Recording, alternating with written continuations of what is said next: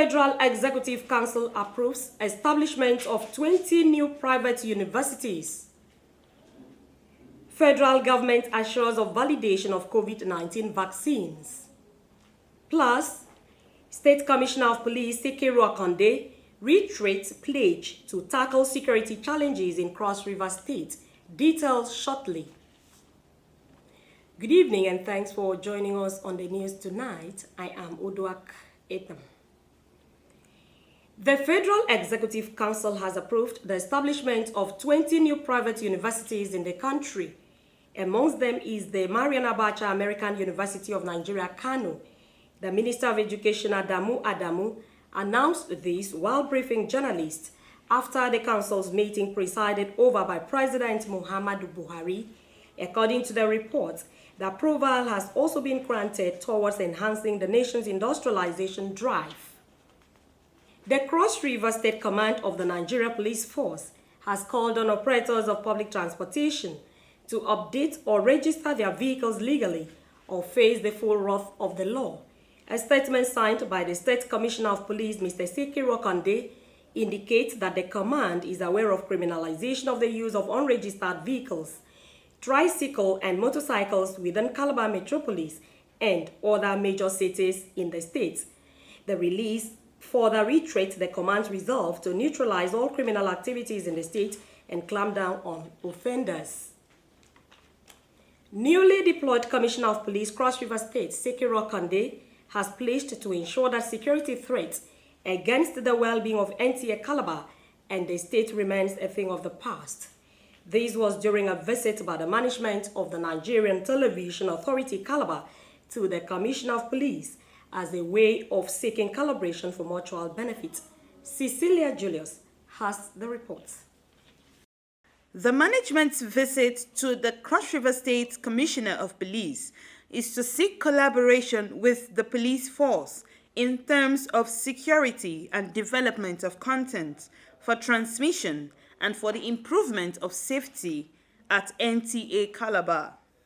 The General Manager, Nta Calabar, Samuel Olalude, who led the management, is appealing for partnership to build a vibrant relationship with the police. We need to come and see for collaboration in terms of security, for collaboration in terms of programs content, because we have one of our programs, Security Watch, which is being, we televise it, and we will need a lot of content from you in terms of personnel and in terms of input and experience to make the program much more better so that everybody will be security conscious and will know the value of security. The commissioner therefore affirmed his readiness to partner with the station to ensure that no harm is henceforth inflicted on the facility, which he noted is just coming back after the NSAS attack.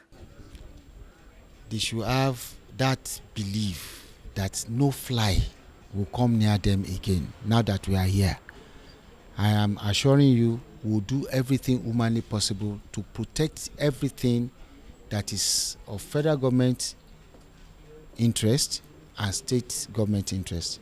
That thing that happened during the NSAS will never repeat itself again while we are here. A plaque was presented to the Nta Calabar to mark the visit. In Calabar, Cecilia Julius, NTA News. The Nigerian economy impacted by the COVID-19 pandemic is being given a boost with different artisanal and small-scale mineral processing clusters in all the 6 geopolitical zones of the country. Minister of State for Mines and Steel Development, Dr. Uchechukwu Oga, who revealed this during the handing over of title document of land donated by the Cross River State government for the South-South zone of the cluster, says the initiative is driven by the federal government. Paul Ebel completes the report. The development of artisanal and small-scale mineral processing cluster project is an initiative of the federal government in swift response to the economic impact of COVID-19 pandemic to uplift the livelihoods of Nigerians. This it intends to achieve through harmonizing artisanal and small-scale mineral operators, customers, and stakeholders based on geographical proximity to utilize expertise and facilities provided by government and other industry operators. The Cross River State government is excited at the choice of the state to start the cluster project for bauxite value chain development in the South-South region, with attendant enormous benefits spanning through job creation, enhanced safer mining, and fast-tracking development, among others. The potentials we have in this project is so enormous that it's going to be of immense benefit to the entire nation, not only Nigeria, to other African countries. We are very happy. We are also looking at the job creation or opportunity for youths to be able to work in the place. The projects are expected to be completed in 6 months, while other states to host the clusters for different solid minerals with large deposits in their zones include Bauchi, Kano, Kogi, among others. In Calabar, Paul Abel, Nta News. Youths are often described as one of the greatest investments for any country's development. Having this in mind, the federal government invested its resources in Nigerian youths for optimal self-reliance and economic development through its youth empowerment and welfare packages. And today, there are desired visible results in Cross River State. Maureen Liu Ajong has more. The Youth Empowerment Initiative of the federal government is what may be described as tangible testimonies from beneficiaries of the program in Cross River State. 31-year-old Janet Agba, an indigene of Cross River State, a graduate of mass communication from the Cross River University of Technology, CRUTEC, testifies of being a beneficiary of the program. She says upon graduation, life was very challenging, especially without a source of livelihood.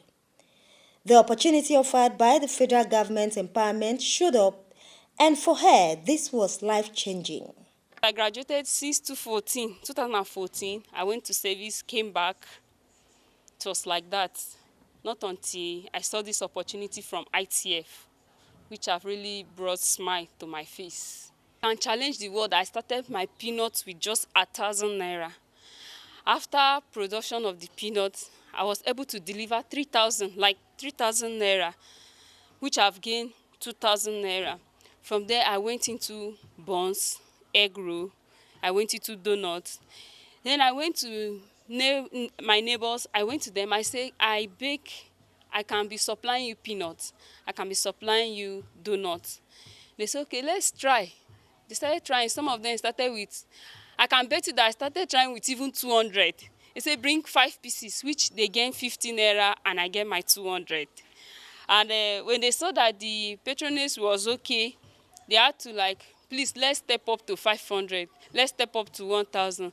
That was how we started stepping up to a point that I started having orders from different angles based on recommendation. I went as far as delivering up to 400 pieces of meat per. Today, Janet is not just self-reliant, but she is giving back to the society. I have a lot of cakes I have baked. I started my first wedding cake I delivered was wow. And that cake, what I collected from my clients was 30,000 naira. I delivered 3 steps cake. When I delivered the wedding cake, someone saw it there and said, please, you will do my traditional marriage cake. Lewechi Iwara is another beneficiary of NPA program of the federal government. For her, monies received aided her acquisition of tailoring with hopes to be independent soon. Then I was not having any money. I was not even doing anything that would fetch me any money. But when that one came, I applied, and I was fortunate enough to be one of the beneficiaries. And they were paying 30,000 naira every month, which I have empowered myself with it. I've been able to buy sewing machine, and I've been able to enroll in sewing. For Janet, like some other youths who are beneficiaries of the federal government's empowerment program and stakeholders, most schemes to economically develop youths will place Nigeria at advantage position in the Committee of Nations while checking youth restiveness. As the initiative continues to put Nigerian youth in viable economic stances, other youths in Cross River State are expectant that their turns will come soon. In Calabar, Maureen Leo Ajom, NTA News. We'll take a break for now and more news when we return. Stay with us. Wow! Like the drops of waters, slow but steady, we have become bigger, stronger, south of the Niger. Nta Calabar, back with a bang. HD signals, much programs. Tune to us today and every day. Hook on to us on Star Times Channel 103 and on VHF Band Channel 9. Watch the best of your delights on sweet HD colors.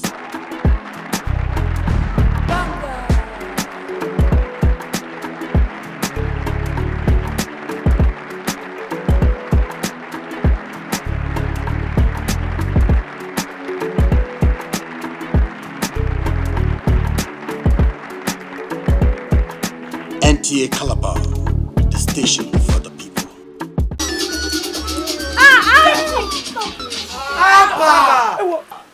Una no vex. Una never hear of coronavirus.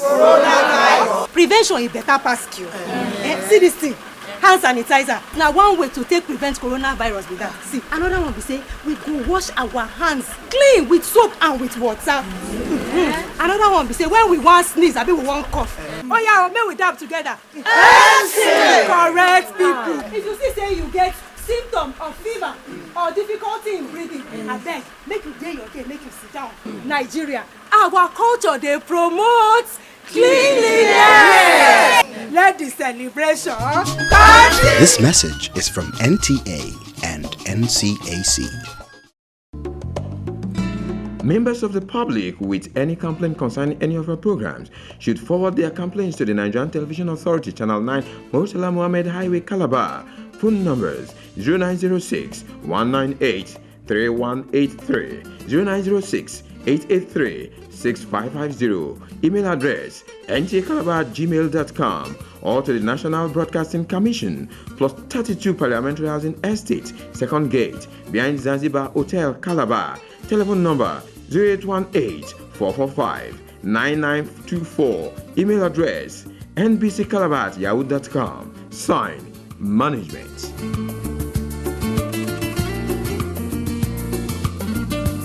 Welcome back. Nigeria has recorded 1,634 new confirmed cases of COVID-19 as at 2nd February 2021, bringing the total cases of the virus spread to 133,552. According to the Nigerian Center for Disease Control, NCDC, the nationwide death toll from the virus rose to 1,613. However, the 1,634 new cases have been recorded in 26 states.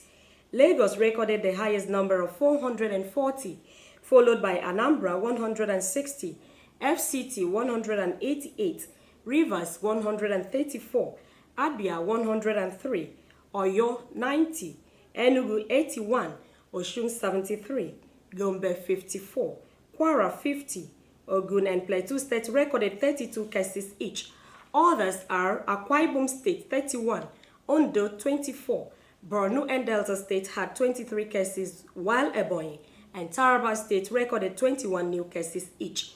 Bayelsa 16, Kaduna 15, Nasarawa 13, Jigawa 12. Bauchi and Kano State had 11 cases each, while Zamfara recorded 4 and Sokoto State had 2 new cases. The Coronavirus Disease Health Protection Regulations 2021 is a legal instrument meant to safeguard the health of Nigerians, and the Federal Ministry of Environment is set to enforce it. To this end, the ministry has mobilized a team of environment health officers for heightened surveillance of public places to monitor compliance with the presidential regulations. Onengie Fineface reports. In reaction to what is termed unpatriotic disregard to the COVID-19 prevention protocol nationwide. Minister of Environment Mohammed Mahmoud Abubakar says the COVID-19 Health Protection Regulation 2021 signed by the President aims to give legal backing to enforcement of preventive measures. Environmental health officers in the ministry will spearhead surveillance of public places to enforce the regulations. We all as citizens have responsibility to ensure that all the provisions therein are complied with in the interest of all of us. Remember that the health of one is the health of all.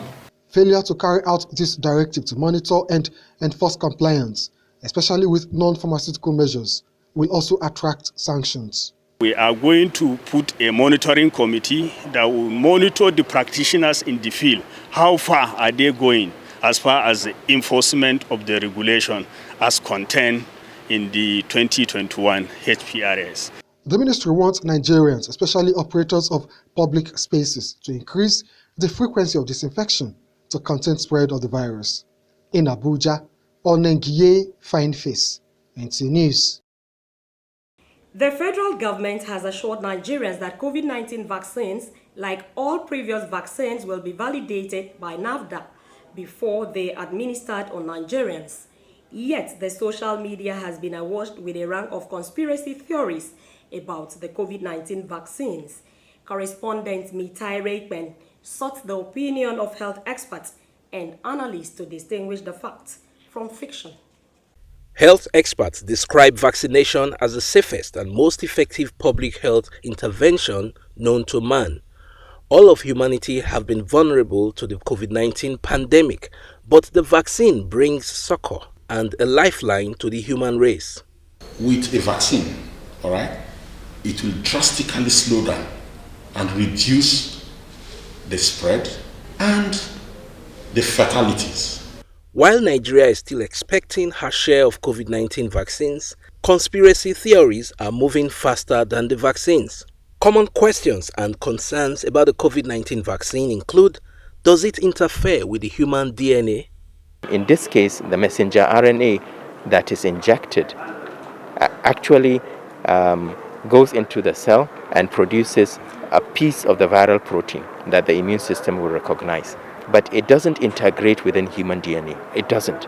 Why was it developed with phenomenal speed?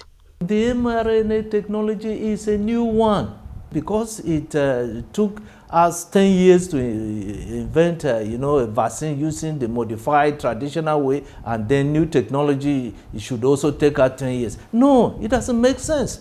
Are there side effects? Yes, there are a few unexpected reactions, but it's normal with everything. Even with the very safe polio vaccine, there are cases of 1 in a million where you actually give the vaccine and the person comes up with a polio. Will you, because of that 1 in a million, not vaccinate 1 million less one? Why are the non-pharmaceutical interventions still needed after vaccination? When we are vaccinated, it takes about, on average basis of 45 days for us to develop the immunity. What happens to us in those 45 days that we are waiting? We should take this very, very serious. The experts advocate massive enlightenment campaign ahead of the arrival of the vaccines. We should start with our political office holders. They should be the first people to go and test it. The health workers will be asked to take. They are our image.